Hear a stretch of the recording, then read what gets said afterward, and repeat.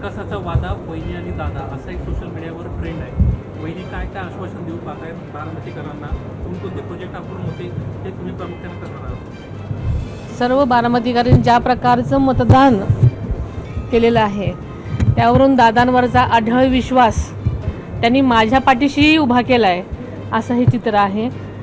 दादांना आदरांजली वाहतानाच माझ्यावरचा विश्वास जो त्यांनी मला दाखवलेला आहे त्याबद्दल मी तमाम बारामतीकरांचं खरं तर आभार मानते.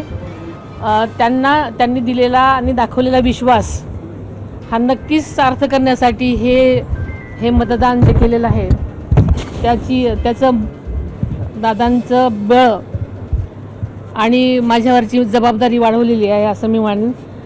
आणि आपल्याला सगळ्यांनाच माहिती आहे की मी जे हे पाऊल उचललेलं आहे आजपर्यंत बारामतीकरांना अजितदादांनी ज्या विकास कामांमध्ये विकासाची स्वप्न दाखवलेली आहेत, अनेक त्यांच्या गोष्टी आहेत आणि ते पूर्ण करण्यासाठी आम्ही बारामतीकरांबरोबरच माझी जबाबदारी आता वाढलेली आहे आणि ती नक्कीच पूर्ण करण्याचा विश्वास बारामतीकरांना वाटतोय.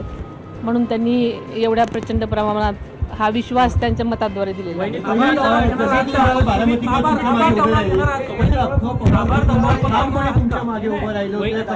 वहिनी तुम्ही ट्विट सुद्धा केलंय की विजयानंतर कुणी गुलाल उधळू नका, विजयात जल्लोष साजरा नका करू.